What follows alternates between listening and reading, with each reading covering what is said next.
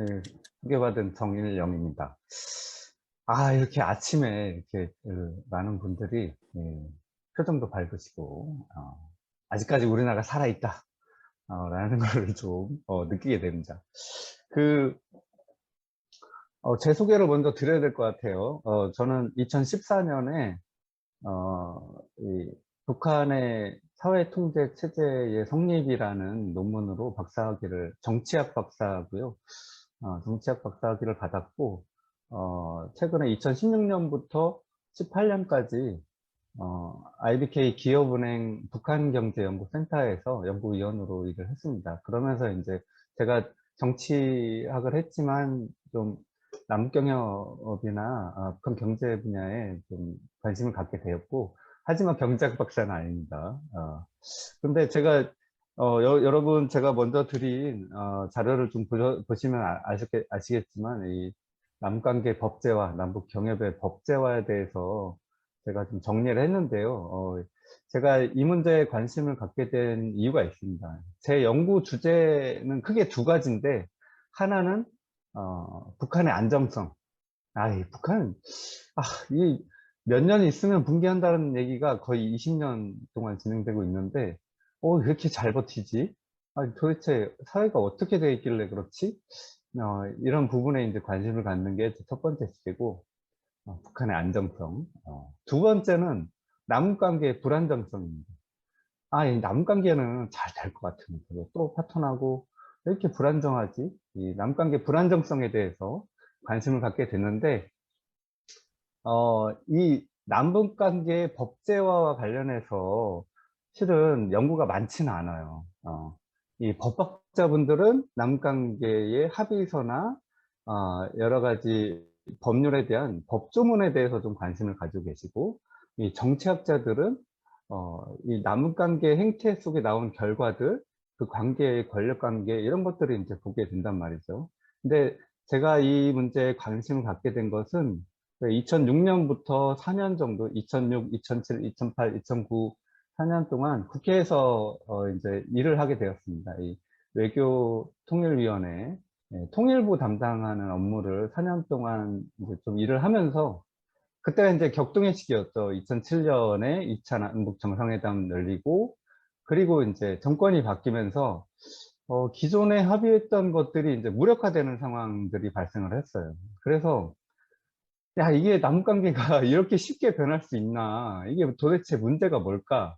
라는 게 이제 예, 이 업무를 하면서 느낀 질문이었고, 그게 이제 학문적인 연구 질문으로, 이제 좀 갖게 되었고, 그러면서, 야, 이 남북관계 안정성을 위해서는 어떻게 해야 될까?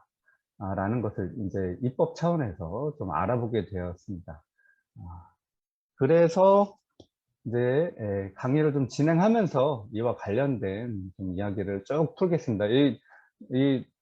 오늘 강의 주제가 어렵다고, 제목 자체가 좀 어렵죠. 어렵다고 얘기를 하셨는데, 이게 제가 일을 하면서 느낀 이제 질문이었고, 그 과정에서 또 일을 하면서 좀 새로운 방법을 찾아가려고 했던 문제이기 때문에, 여러분, 남관계 현장에 계신 분도 계실 테고, 그리고, 또 남북 경협이나 남관계에 관심이 많으신 분들이 이제 수강을 하셨다고 생각이 드는데, 이 1시간 10분이 좀 길 수도 있습니다. 짧으면 짧고, 그런데 이 남관계의 법제화, 남북 합의서 문제에 대해서 여러분이 1시간 동안 듣고 이해하실 수 있다면 정말 중요한 문제를 오늘 공부하는 거다라고 말씀드리고 싶어요. 왜냐하면 이 문제에 대해서 그렇게 많이 다루지도 않고, 조금 전에 동영상 보면 우리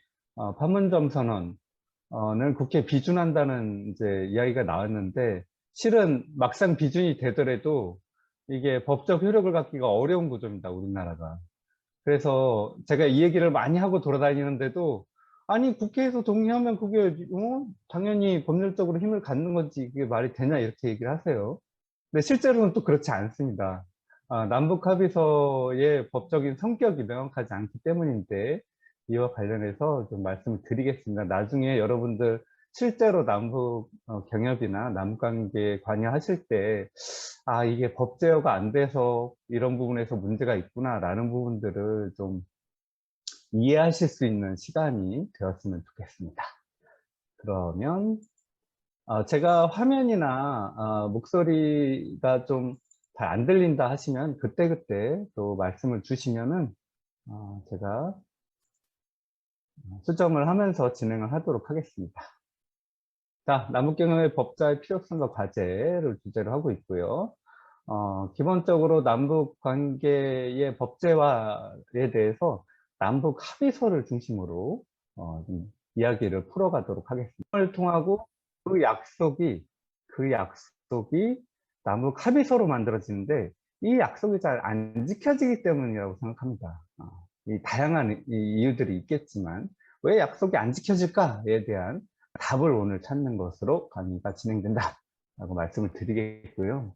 한반도 정세의 부침이라고 이렇게 말씀을 드렸는데 우선 국제정세에서 한반도 문제를 다루고 남북관계에서도 이 문제를 다루는 과정들을 쭉 보면 제가 말씀드렸던 것처럼 이제 뭐 북한의 도발도 있고 특히 이제 북핵 문제가 다루어지기 시작한 것이 91년 이제 한반도 비핵화 선언부터인데 남북관계에서는 남북 기본 합의서가 91년부터 쭉 이제 이 남북관계 발전을 위해서 노력하는 과정이 있었는데 보통 이 한반도 주변의 국제관계의 상황을 보면 도발과 협상, 합의 그리고 파기되고 다시 도발이 일어나는 약순환이 좀 진행됐다.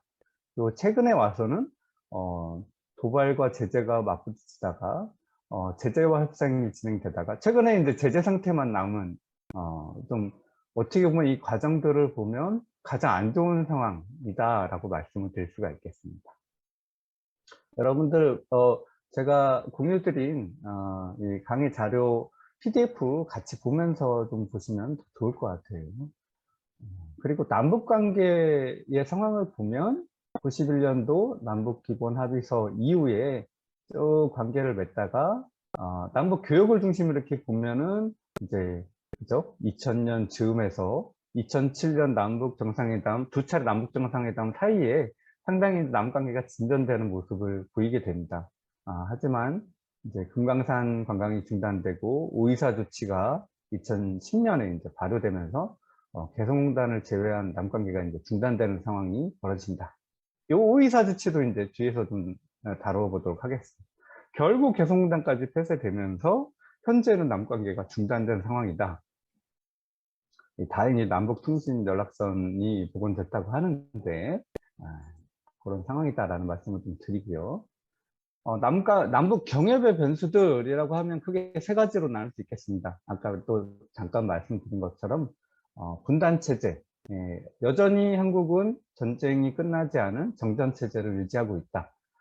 정전위원회가 있고 남북 경협을 하는 과정 속에서도 우리가 이제 민족 내부 거래라는 형태로 지금 관세 없이 남북 경협이 이루어지고 있는데 이 과정에서도 실은 이 유엔의 이 관여가 들어가죠. 실은 이 여러 가지 물품이 왔다 갔다 하는데 전략물자이냐 아니냐도 이제 체크를 하게 되고 어느 때는 뭐 유엔사가 이제 이런 것들을 교류 협력을 막기도 하고 이런 체제가 진행되고 있다라는 것이고 국제관계에서는 현재 대북 제재가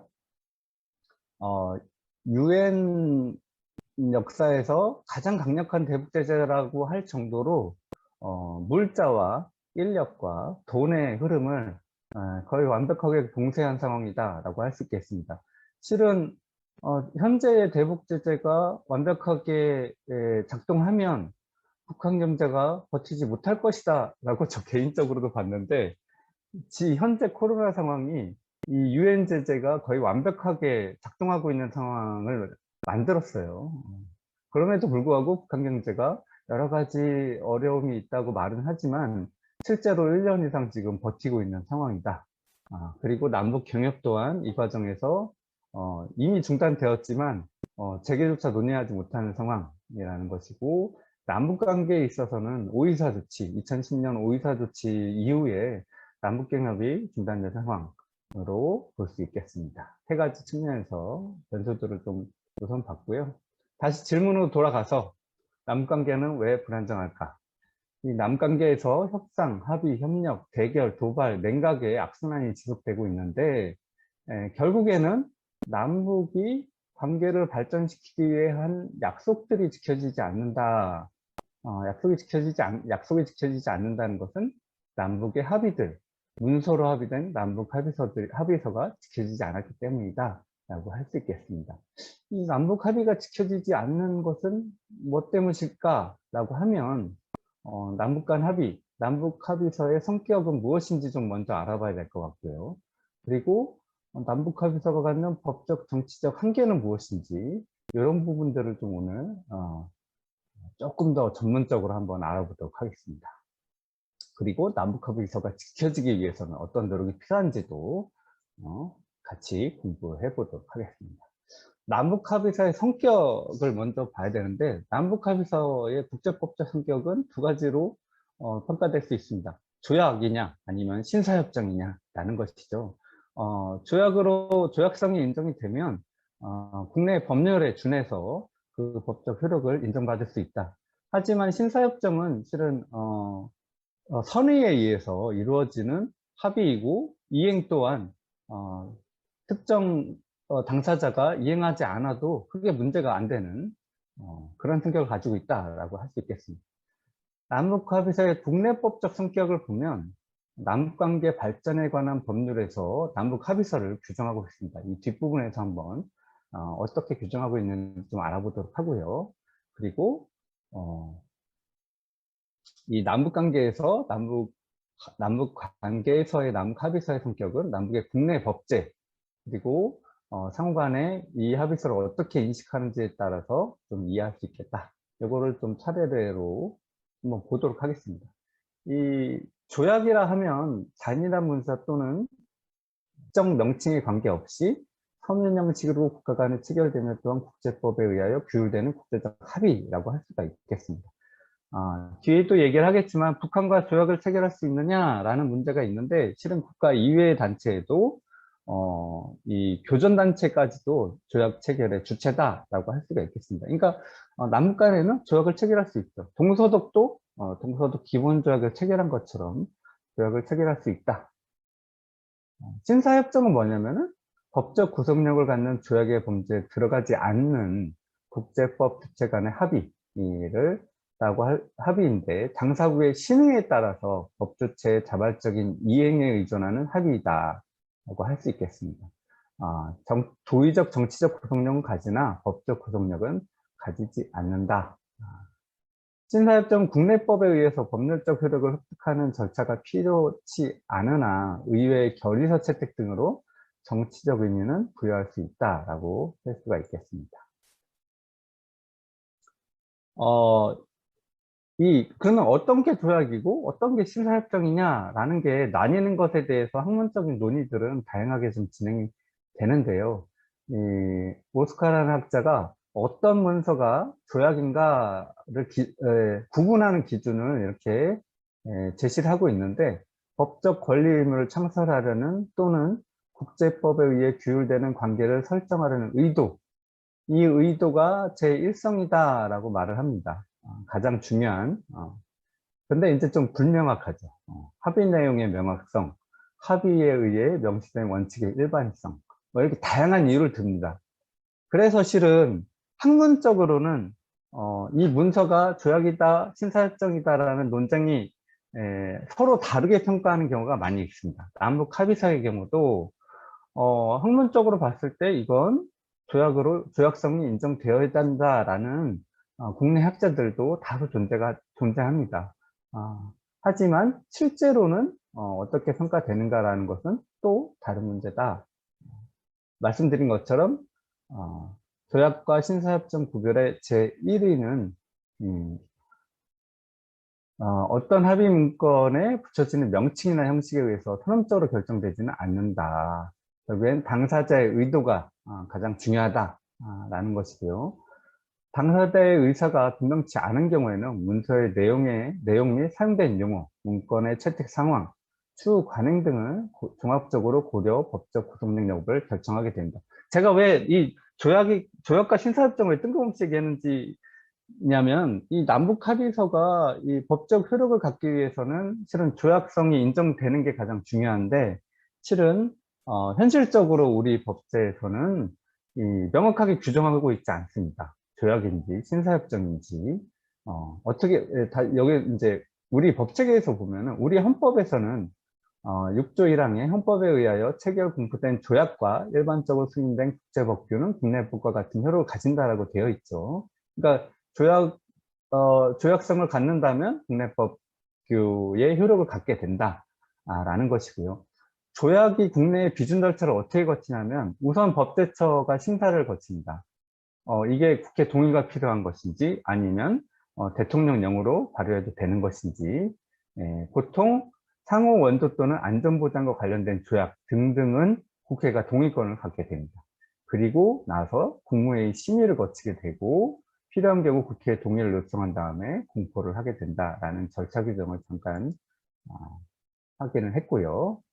우리 헌법재판소가 남북합의서를 규정한 내용이 있습니다. 이 1997년인데 소위 남북합의서는 남북관계를 나라와 나라 사이의 관계가 아닌 통일을 지향하는 과정에서 잠정적으로 형성되는 특수관계임을 전제로 하여 이루어진 합의인 바, 이는 한민족 공동체 내부의 특수관계를 바탕으로 한 당국 간 합의로서 남북 당국의 성의 있는 이행을 상호 약속하는 일종의 공동성명 또는 신사협정에 준하는 성격을 가짐에 불과하다, 이렇게 평가를 했습니다. 나라와 나라 사이의 관계가 아닌 통일을 지향하는 과정에서 형성된 특수관계다. 이게 이제 남북 기본합의서 서문에 있는 얘기죠. 이 문구가 우리 법제에도 남관계 발전에 관한 법률에도 그대로 적용이 되면서 실은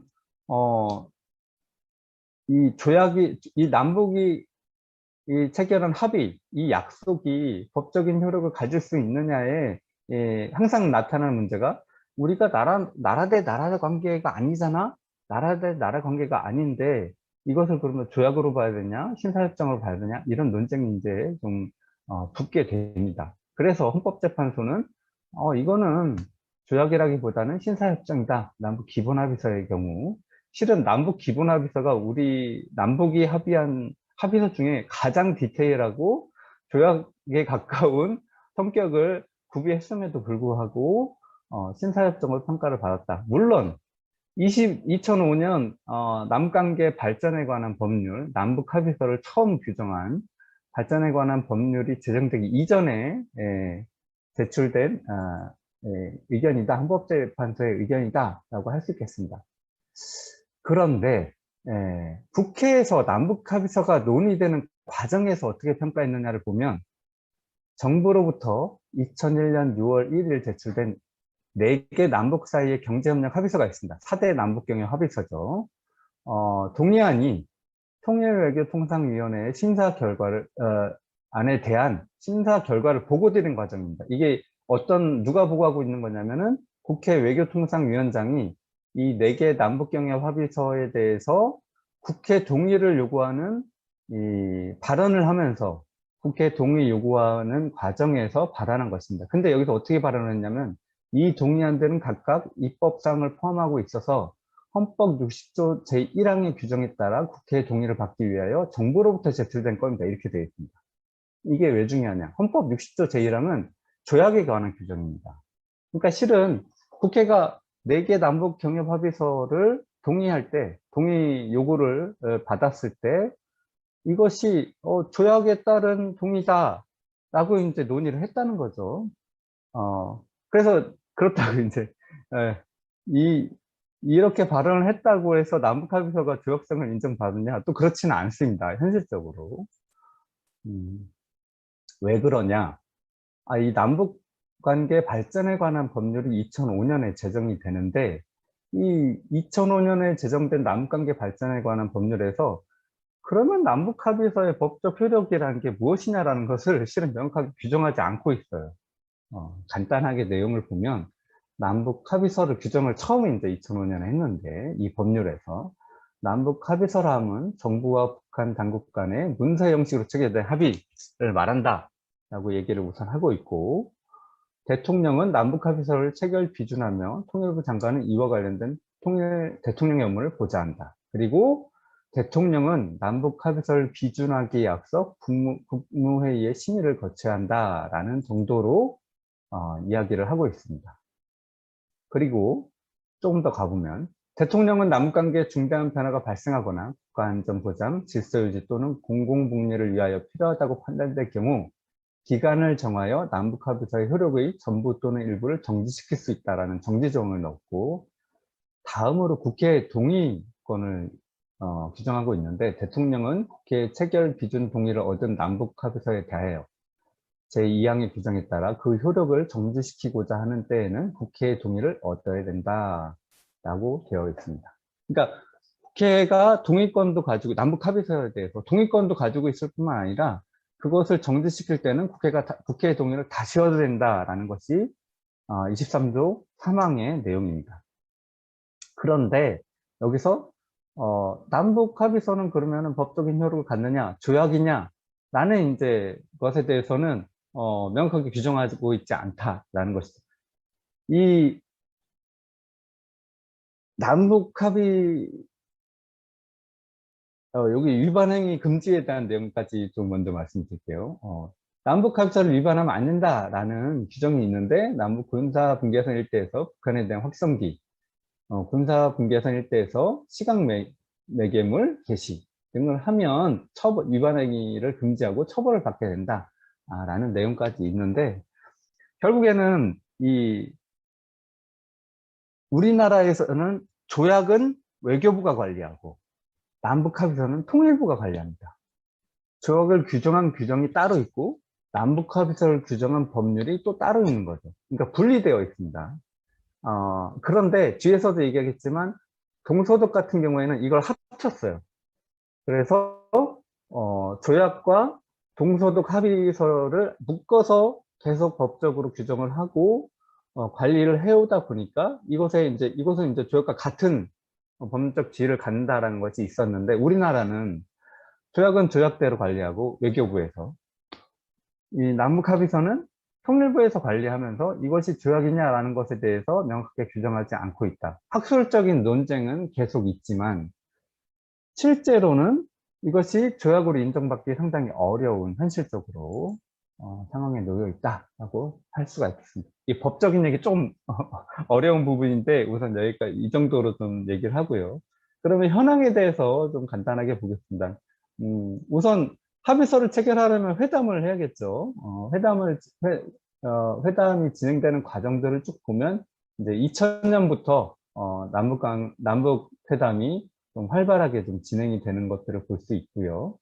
그리고 2007년까지 제가 아까 보여드렸던 것처럼 두 차례의 남북 정상회담이 있었던 그 사이에 남북 회담이 가장 활발하게 일어났다. 총 667회의 남북 회담이 진행되었고, 보시면 인도 분야가 155건, 그리고 경제 분야가 136건으로 그리고 261건이 정치 분야가 남북 회담이 진행됐다라는 걸 볼 수 있고요. 그럼 남북 합의서는 어떻게 진행됐느냐라는 것도 보면은 2000년대부터 2007년대까지 남북 합의서가 가장 많이 체결되었다. 총 남북 합의서는 258건이 남북 합의가 이루어졌습니다.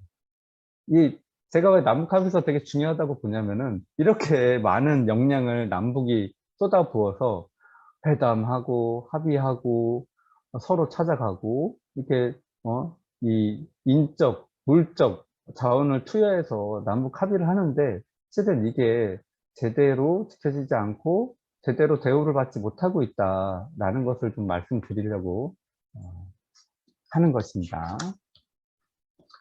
주요 남북 경협 합의에 대해서 좀 보면요. 아까 말씀드렸던 남북경협 4개 합의서가 2000년에 체결이 되었다라는 것, 이제 가장 중요한 합의서들입니다. 투자보장과 이중과세 방지, 상사분쟁, 청산결제에 관한 합의서가 이제 4개 합의서고, 이것에 기반해서 다양한 남북 경협의 문제들이 해결되고 보장을 받는 것이 이 남북 경협 4개 합의서입니다.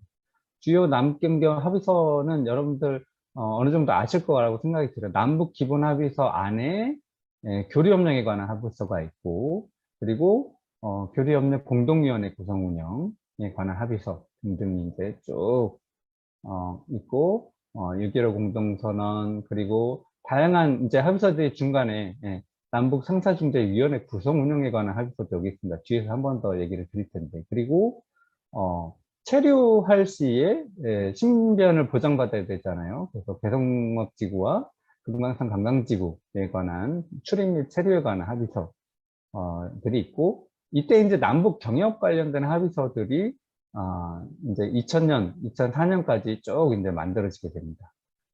그리고 2007년에 가서는 이제 14 선언이 발효가 되고, 이 남북 중립급 합의서가 그 해에 바로 이제 체결이 되고, 그 이후에 판문점 선언, 9월 평양 공동선언까지 주요한 남북 경협 합의들이 이루어졌다라는 것들을 좀 볼 수 있고, 이 남한과 북한에서 남북 경협 관련된 또 국내 법률을 가지고 있습니다. 이것도 이제 뒤에 보면 이제 새로운 대안을 제시할 때 좀 중요한 파트인데요. 우리나라 법규에서는 교류협력에 관한 법이 있고, 기금법이 있고, 남북관계 발전에 관한 법률이 있고, 개성공업지구에 관한 법률이 있습니다. 북측에서는 금강산 관광지구법, 개성공업지구법, 북남경제협력법이 있습니다. 보시면 공통으로 가지고 있는 법률이 있죠. 바로 개성공업지구법입니다. 요거는 뒤에서 한번 또 강조를 해드리겠습니다.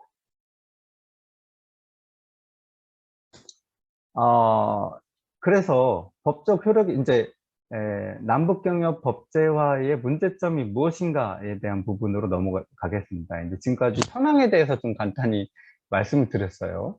현황을 보면 남북합의서의 그러면 법적 품격이나 효력이 무엇인가라는 것을 알아야 되는데, 그럼 중요한 것은 남북합의서가 조약이냐 신사협정이냐라는 것이 중요하고, 그런데 특히 남한 지역의 법률, 남북관계 발전에 관한 법률에서 남북합의서를 규정하고 있는데, 이것이 조약인지 심사협정인지 명확히 규정하고 있지 않다. 헌법재판소는 이것을 심사협정이라고 얘기를 했고, 국회는 남북합의서를 국회 동의를 받는 과정에서 조약에 준해서 동의권이 올라왔다라고 표현을 했다는 거죠.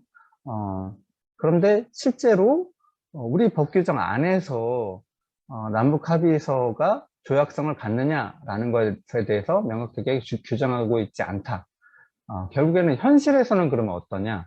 현실에서는 신사협정에 준해서 지금 처리되고 있는 것이 현실이다 라고 말씀을 드릴 수가 있겠습니다. 남북합의서의 법적 효력, 남북합의서는 조약과 분리되어 협상, 체결, 심의, 공포되고 있다. 말씀드렸던 것처럼 외교부가 조약을 관리하고 있고, 통일부가 남북합의서를 관리하고 있습니다. 그러면 남북합의서가 조약이냐 명확하게 규정되어 있지 않다. 그러다 보니까 현실적으로는 국회 동의를 이것이 중요합니다. 국회 동의를 받더라도 이것이 국내 법률에 준해서 법적 효력을 갖느냐? 그렇지는 않습니다. 남북합의서의 조약, 신사협정, 학술적 관점에서는 조약 혹은 신사협정으로 다양한 의견이 제시되고 있습니다. 이제 좀 보수적인 입장에 계신 재성호 교수님 같은 경우도 남북합의서의 일부 합의는 조약성을 인정받아야 된다라고 할 정도로 법학자들 안에서도 실은 다양한 의견이 있어요. 보수 진보의 문제는 아니고, 이 조약을 규정하는 성격에서 봤을 때, 실은 국회 동의도 받고, 일부 학자들은 국회 동의 받은 것들은 조약성을 인정해야 된다라고 또 주장하는 분들도 계세요. 그런데 실제로는, 법적 효력 자체가, 이 실정법 안에서는, 이루어지지 않고 있다라는 정도다. 국회 동의, 합의문의 내용에 따라 조약성 인정하는 의견이 실제로 존재한다. 현실에서는 조약성을 인정받지 못하고 있다라고 할 수 있겠습니다. 이 국회 동의를 거쳐서 공포된 남북 합의서가 총 13건이 있습니다. 앞서 말씀드린 4대 남북 경협 합의서 뿐만 아니라 개성공단 관련된 합의가 있고 남북 사이 중재위원회 그리고 해운 합의서도 있습니다. 개성공단 통신에 관한 합의서 등등등. 이건 뭐냐면은 이 우리나라 정부의 재정이 투여되거나 안보상의 중요한 합의서는 국회 동의를 요청하게 됩니다. 그래서 국회 동의를 받았단 말이죠. 그 합의서가 13건이 있다.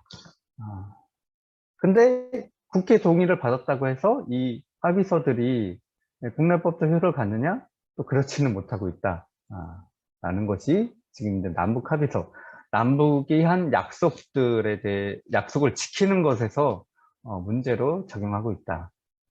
이게 중요하게 다루어져야 될 부분이 이 오이사 조치입니다. 남북 북핵 문제가 해결되더라도 항상 이제 핫이슈죠. 오이사 조치를 해제할 거냐 말 거냐. 지금 이제 우리 정부의 입장은 이미 오이사 조치는 무력화됐다라는 입장으로 이제 우회하고 있는데 만약에 남북 경협이 재개되는 과정에서 오이사 조치는 끊임없이 다시 회자될 가능성이 높다라고 할 수 있습니다.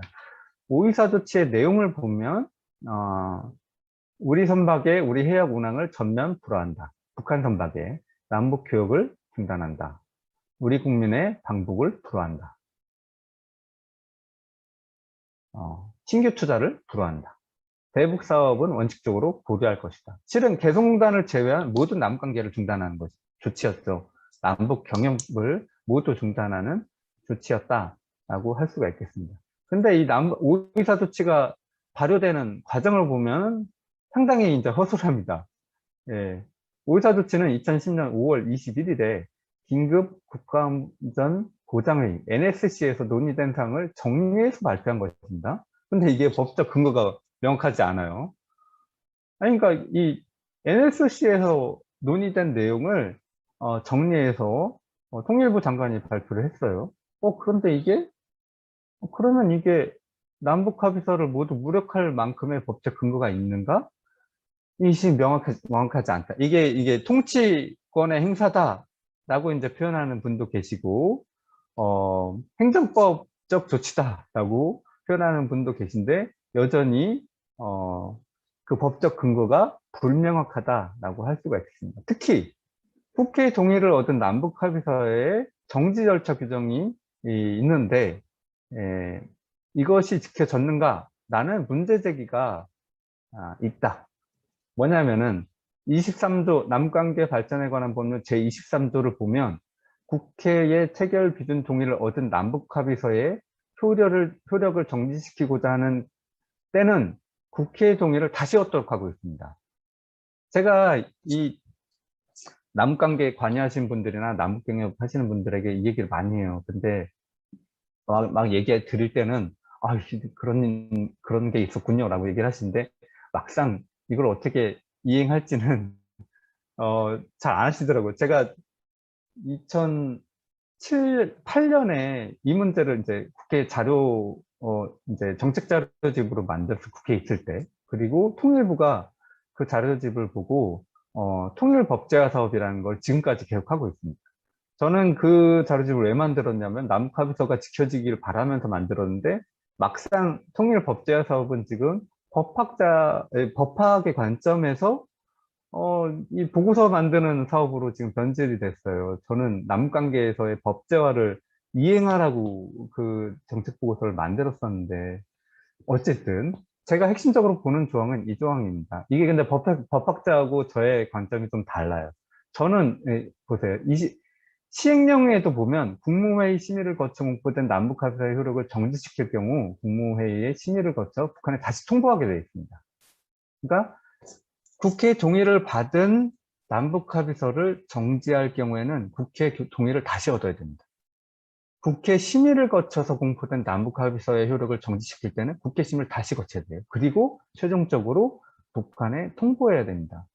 그런데 오이사 조치에 의해서 남북관계가 중단됐단 말이죠. 남북 합의서들이 대부분 무력화됐습니다.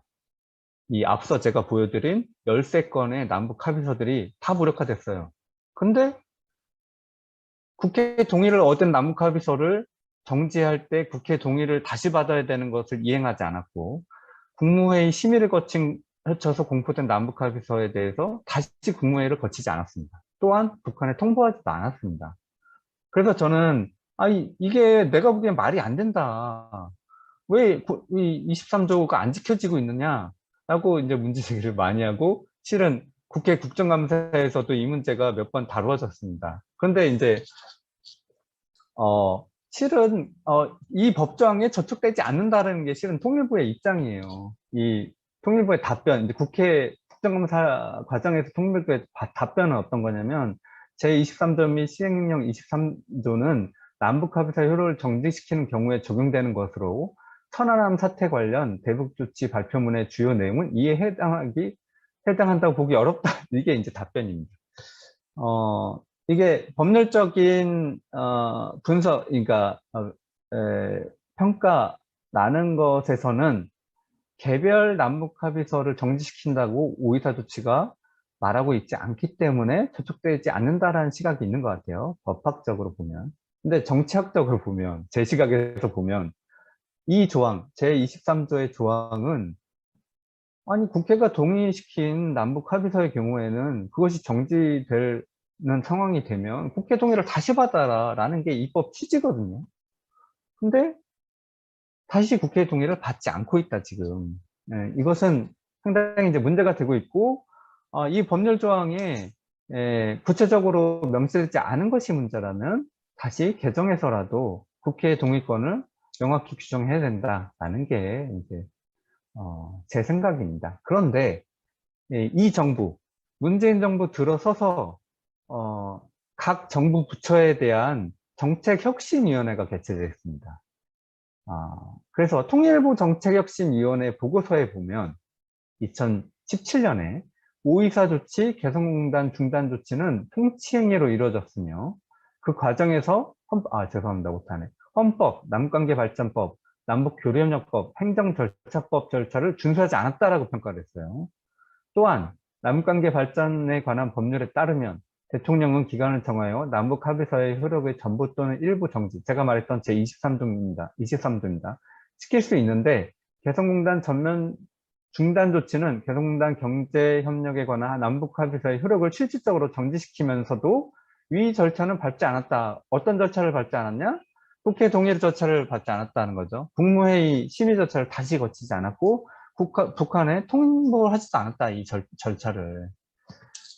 이거를 2017년 이 정부가 들어서서, 이제 통일부에 대해서 정책혁신위원회를 개최한 보고서에서 이제 이렇게 다루었다. 하지만 이 또한 이 보고서가 이렇게 문제제기를 했음에도 불구하고 이후에 또 어떤 조치가 이제 이루어지진 않았습니다. 문제제기 나오고, 그냥 좀 끝났다.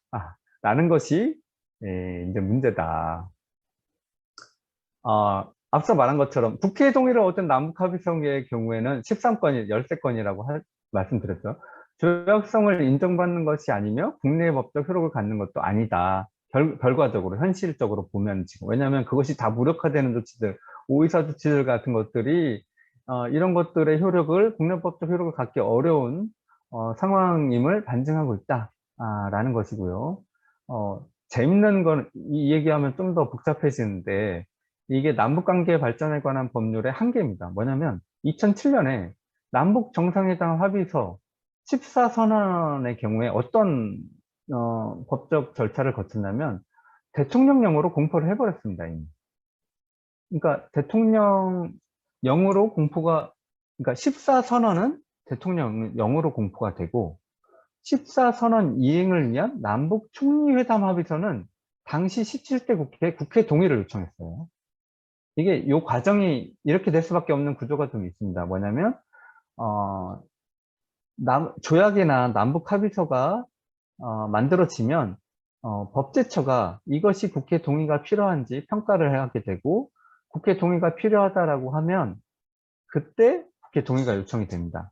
그러니까 법제처가 14선언 자체는 국회 동의를 요하는 합의서가 아니다라고 판단을 내렸고, 1차 남북 총리회담 합의서는 국회 동의가 필요한 합의서라고 이제 판단을 한 거죠. 그래서 국회 동의를 요청하게 됐는데 당시에 국회 임기 만료로 폐기가 됩니다. 그러니까 결과적으로 어떻게 됐냐면 14선언은 대통령령으로 공부가 됐어요, 이미. 근데 그것을 담은 남북 총리회담 합의서는 국회 임기 만료로 동의 요청됐는데 폐기가 된 상황이다 라는 것이죠. 그러니까 좀 위아래가 바뀌었다 라고 할 수가 있겠습니다. 근데 여기서 14선언이 대통령령으로 공포됐다고 해서 이게 조약에 준하거나 국내 법률에 효력을 갖느냐? 그렇지는 못하다는 거죠. 이 남북 합의서의 문제점 두 번째는, 첫 번째는 뭐냐면, 법적 효력이 분명하다라는 거고, 두 번째는 남북 상호성에 또 문제가 있습니다. 첫 번째로는 북한과 조약을 체결할 수 있는가라는 문제 제기가, 일부에서 이제 제기가 됩니다. 그런데 앞서 이제 처음에 말씀드렸던 것처럼 조약의 체결 대상은 국가뿐만 아니라 교선단체와도 할 수 있기 때문에 북한과의 조약 체결 자체는 가능하다는 평가가 다수설입니다. 그리고 다만 문제가 뭐냐면 한국에서도 문제예요. 남한에서도 이 남북합의서가 조약이냐 신사협정이냐 이런 논쟁이 있고 실제적으로 하지만 그럼에도 불구하고 남북합의서를 규정한 남북관계 발전에 관한 법률 자체는 있어요. 근데 북한에는 남북합의서와 관련된 어떤 법률적인 근거 조항이 없습니다. 법률이 존재하지 않아요. 그리고 남북합의서의 국내 심의 비준 공포 및 통보 절차가 불명확합니다. 그러니까 실은 이게 남북합의서가 우리 남한 쪽에서 법률적으로 안정적으로 보장된다고 하더라도 실효성이 법적 효력이 보장된다 하더라도 실은 북한에서 동등하게 그것을 처리해 주지 않으면 이게 또한 무력화되는 거거든요. 남북이 똑같이 이것을 법률적 효력을 보장해야지만 이 남북합의서 남북의 약속이 지켜질 수 있다. 이런 문제가 있다라는 것이죠. 그래서 이 아이고, 네. 북한이 남북 합의서를 어떻게 처리했다라고 우리 정부가 인지하는 과정들을 이렇게 간단하게 보면 남북 기본 합의서나 비핵화 공동선언, 뭐 해운 합의서 이런 쭉 보면 뭐 다 제각각이에요. 네. 우리가 이제 노동신문에서 파악한 것도 있고 이게 통일부에 제가 요청해서 받았던 자료입니다. 북한이 남북 합의서를 어떻게 처리했는지 어떻게 확인했는지 그 과정을 알려달라고 했더니 뭐 최고인민회의 상설회의 연합회의에서 승인됐고 김일성 주석이 비준했다. 이것도 이제 노동신문을 통해서 또 혹은 내부 절차를 완료했다. 그러면서 경협제도 실무협의회 2차 회의 시에 우리에게 통보했다. 그러니까 이게 통보 과정도 제각각이고 처리 절차도 제각각이다. 그러니까 북한에서도 남북 합의서를 어떻게 법적으로 규정하고 처리하는지에 대해서 법률적인 규정이 필요하다 라는 것을 좀 얘기 드리고요. 세 번째로는 합의관리기구의 운영 문제가 있습니다. 남북합의서가 체결되면 이것을 실은 관리해야 되는데 관리하는 기구가 명확하게 존재하지 않는다. 실은 판문점선을 통해서 남북연락사무소가 만들어졌고 이 남북연락사무소가 이러한 역할들을 해야 되는데 역할은 미비하다라는 것이고 남북의 상사 분쟁 해결을 위해서 2000년도에 남북 상사 중재위원회, 죄송합니다, 오타입니다. 중재위원회가 구성되었는데 이 중재위원회 자체가 구성되지 않고 있습니다. 여전히 2000년에 이게 합의가 됐는데도 중재위원회 자체가 구성이 안 돼 있어요, 지금까지도.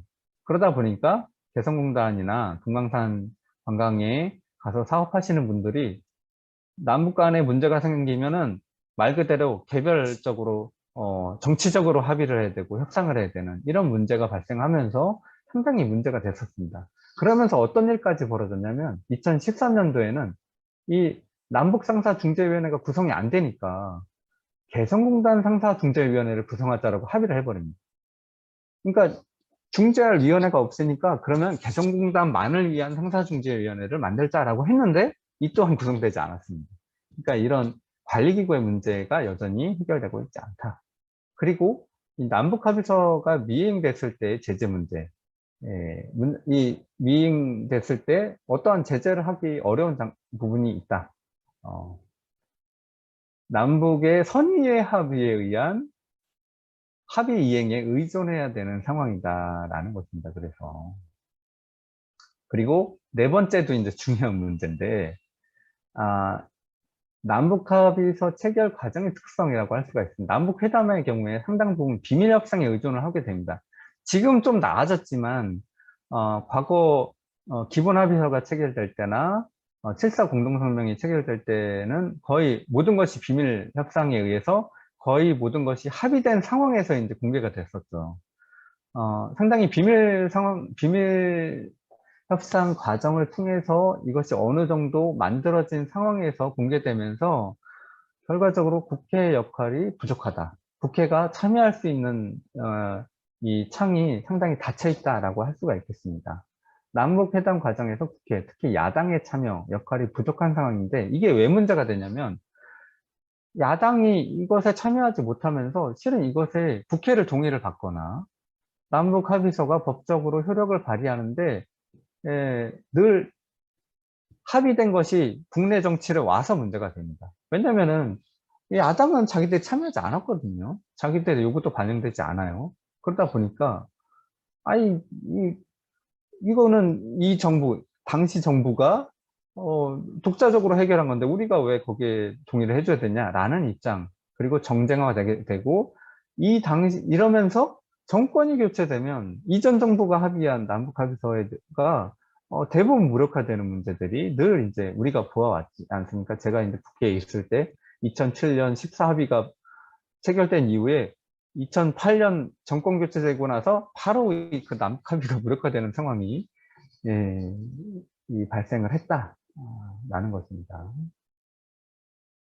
그래서 그러면 남북 간의 약속이라고 할 수 있는 남북 합의서를 그 약속이 지켜지게 하기 위해서는 어떻게 해야 되겠냐라는 것에 대해서 좀 대안을 제가 한번 말씀드리겠습니다. 두 가지입니다. 법적으로는 두 가지예요.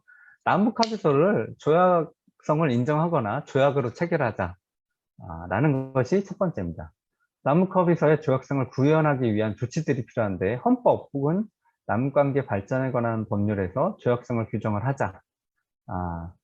또는 조약과 남북합의서를 함께 규정해서 운영하는 방법이 있습니다. 동서독처럼. 동서독의 경우에 외국 및 동독과 체결한 조약이라는 같은 카테고리로 이 합의서를 관리를 했습니다. 우리도 조약과 남북 합의서를 같은 카테고리로 규정하면서 이것을 운용한다면은 지금 이제 분리되어 있잖아요. 남북관계 발전에 관한 법률에서 남북 합의서를 관리하게 되는데 그러지 말고 조약 외교부에서 조약 관리할 때 남북 합의서를 같이 관리하게 하든지 아니면 제일 좋은 거는 헌법의 조약 규정에 남북 합의서를 넣는 것이죠. 그럴 필요가 있다. 아니면 아예 남북 합의서를 조약 이름으로 체결을 하자. 동서독이 그러니까 네. 동서독 기본조약을 체결했던 것처럼 남북 기본조약이라고 해서 조약으로 아예 체결을 하자. 처음에 우리가 이제 남북 합의서라고 이제 계속 체결을 해왔는데 그러지 말고 남북 관계를 규정하는 가장 기본적인 내용을 조약으로 체결하자는 것이죠. 실은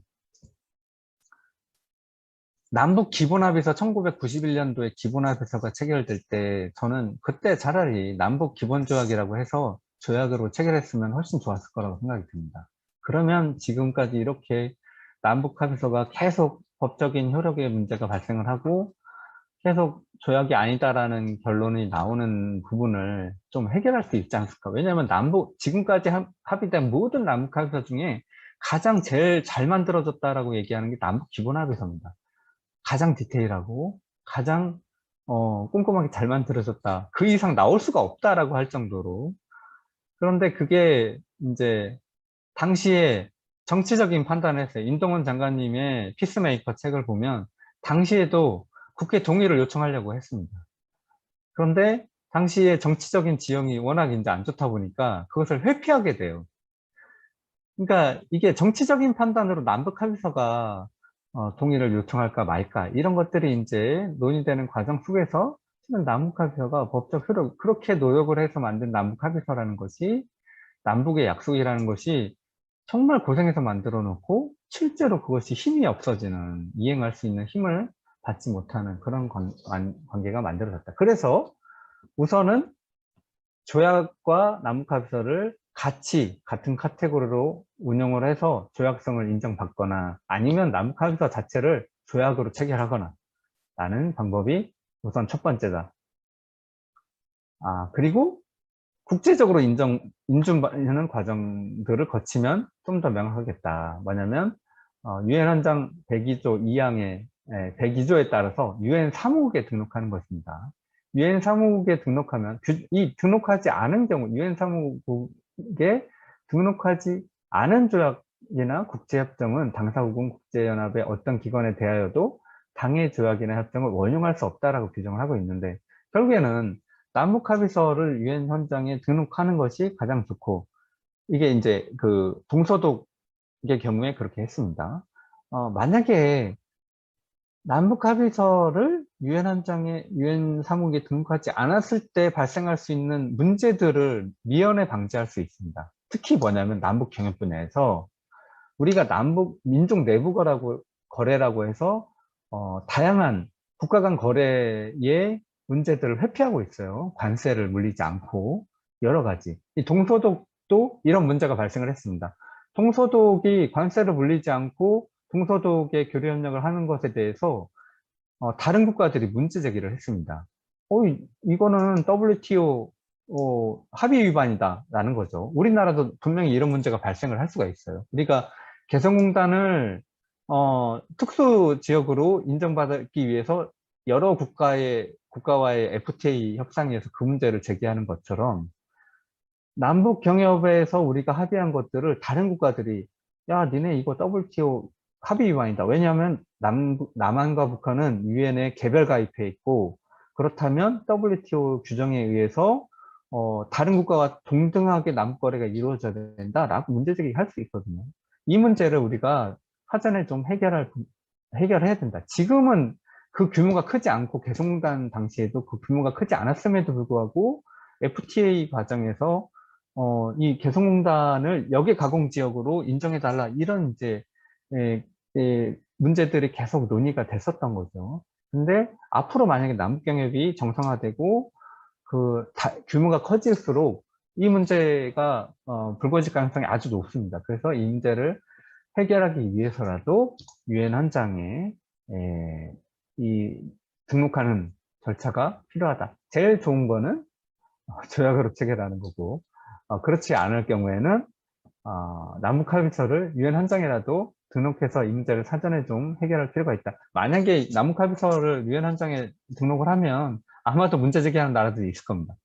중국 같은 국가에서 문제 제기할 수 있죠. 왜냐하면 가격 경쟁을 하는 차원이니까 중국에서. 근데 만약에 개성공단에서 엄청난 양의 물건을 만들어서 이제 섬유류가 많잖아요. 이 의류를 만들어서 동북 삼성에 판다고 생각해 보세요. 가격 경쟁력이 우수해요. 왜냐면은 노동단가가 싸니까. 그러면 중국에서 문제제기 하겠죠. 야, 이거는 니들 관세 없이 이렇게 하면 안 돼. 응? WTO 위반이야. 이렇게 할 가능성이 있다라는 겁니다. 이 문제를 해결할 필요가 있다, 사전에. 그런데 만약에 이러지도 못했다. 조약성을 인정받기 어렵고, 그리고 국제 유엔에도 등록하지 못하는 어려움이 있다. 만약에 그러면은 두 번째 방법은 이겁니다. 남북 합의를 하면 그거를 그냥 각자 국내법률에 적용해서 법적 효력을 받자라는 거예요. 예를 들어서 제가 아까 말했던 것처럼 남북이 현재 개성공단과 관련된 법률을 각자 가지고 있습니다. 이런 형태로 하자는 거죠. 조약성이 인정받지 못하면은 만약에 개성공단 지구법이면 개성공단 관련된 북한의 법을 만들고 남한의 법을 만들고 금강산이면 북한의 금강산 지구법이 있으니까 남한의 금강산 관련된 법률을 만들려는 노력이 있었죠, 실은. 한국에서도. 이것을 보면 남북관계가 중단된 상황에서 유일하게 그나마 운영됐던 남북 협력 사업이 뭐냐면은 결해말 큰사전 만들기입니다. 왜냐하면 결의마을 큰사전 편찬사업은 아예 남한에서 법률로 만들었어요. 이 편찬사업 자체에 대한. 그래서 그나마 유지가 됐었어요. 그러니까 남관계의 부침에 따라서 남합의서가 이행이 됐다 안 됐다 됐다 안 됐다 하니까 차라리 남관계에 의존하기 정치적인 부침에 너무 휘둘리지 않기 위해서는 남북 합의를 하면 북한에도 법을 만들고 남한에도 법을 만들자. 이게 이제 어떻게 보면은 제2 아니죠. 제일 좋은 거는 법적 효력을 규정하는 게 제일 좋고 조약으로 체결하는 게 제일 좋죠. 그게 안 될 경우에는 각자의 정부가 남한 정부, 북한 정부가 당국이 이 국내 법률로 만들어서 서서라도 남북 합의를 지키자라는 게 이제 이 대안이 될 수 있다. 그리고 아까 말씀드렸던 남북관계 발전에 관한 법률 제23조를 좀 적극적으로 반영할 필요가 있습니다. 그러니까 남북관계 발전에 관한 법률 제23조에서 절차 규정이 있고 남북합의서를 정지할 경우에 국회 동의를 받은 남북합의서는 국회 동의를 다시 받고 국무회의를 거친 남북합의서의 경우 국무회의를 다시 받고 북한에 통보하도록 되어 있단 말이죠. 이 조항이 법률적으로 구체적이지 않기 때문에 오이사조치 같은 것들이 적용이 안 된다면 개정해서라도 이 국회나 국무회의의 권한을 적극적으로 이행할 필요가 있다. 제가 왜 23조 자꾸 얘기하냐면은 이 23조 조항은 레치 조항이에요. 레치 조항이라 함은 역진을 방지하는 조항이라는 거죠. 남북 합의를 했는데 이것이 무력화되는 것을 방지하기 위한 조항이 23조입니다. 입법 취지가 그거예요. 입법 취지가 남북 합의를 했으면 그것을 정지시킬 때는 다시 절차를 밟아라. 그 이전 그것이 합의되는 절차, 국내법적 절차를 다시 밟아라. 정지시킬 때는. 근데 의사조치 같은 것들에 의해서 정지되는 실제 결과적으로 남북관계가 정지되고 남북합의도 정지됐는데 왜 23조를 다시 지키지 않느냐. 만약에 그게 법률적인 구체성의 문제라면 개정해서라도 23조가 무력화되지 않도록 만들어야 된다라는 것이 이제 두 번째 방안이 될 수 있다. 세 번째는 네, 10분만 더 하겠습니다. 10분 안에 끝내겠습니다. 남북합의서와 관련된 상호 법제 정비가 필요하다. 제가 말씀드렸던 북한은 이와 관련된 법제가 정비되어 있지 않고 우리도 법적 효력에 대해서 명확하게 규정하지 않고 있기 때문에 그 문제를 풀어야 된다라는 것이고요. 관리 시스템을 만들어야 된다라는 것입니다. 남북합의서의 이행과 조정, 재협상, 그리고 정지와 재이행을 관리할 수 있는 시스템 혹은 공동기구를 운영할 필요가 있다. 그리고 이 과정에서 남북합의서를 관리하는 기구에 저는 제3국이나 국제기구가 참여할 수 있도록 보장하는 것이 실질적인 운영에 도움이 될 수 있다라고 생각이 듭니다. 예를 들어서 EU의 중립적인 국가나 이 국제형사 재판소의 같이 국제적인 법제적으로 권위를 받고 있는 단체들이 참여를 해서 남북이 서로 미루는 상황이나 여러 가지 상황들을 좀 미연에 방지할 필요가 있다라는 것이고요.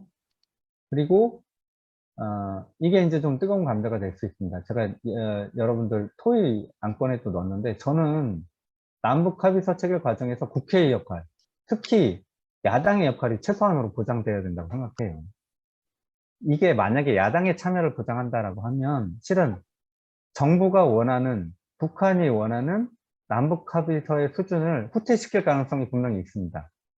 그럼에도 불구하고 최소한 야당의 참여, 야당의 의견이 반영될 필요가 있다. 왜냐하면 그래야지 국내로 왔을 때 이 남북 합의서에 대한 좀 더 수월한 국내법적 조치나 권위를 부여받을 수 있다. 법률적인 권위를 부여받지 못하더라도 정치적인 권위라도 부여받을 수 있다. 그래서 저는 야당의 참여가 필요하다.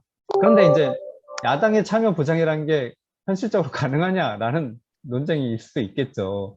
근데 저는 꾸준히 계속 이 문제를 다뤄야 된다고 생각합니다. 다루지 않으면 계속 이 상태로 진행될 수밖에 없다라는 것이죠. 남북합의서 운영 과정에서 국회 역할은 아까 말씀드렸던 23조를 국회가 적극적으로 행사해야 된다. 저는 국회가 이 문제를 왜 적극적으로 제기하지 않는지 좀 의아해요. 왜냐하면 이게 이슈가 되면 더 큰 문제로 번질 수 있기 때문일 수도 있고 법률 해석의 문제일 수도 있습니다. 하지만 국회가 남북관계 발전에 관한 법률 제23조는 국회의 권한을 강화시켜주고 보장시켜주기 위한 조항인데 국회가 이거를 스스로 문제 제기하지 않으면 이 문제를 저는 그래서 오의사 조치에 대해서 국회가 문제 제기해야 된다고 생각합니다. 제 입장에서는, 제 관점에서는.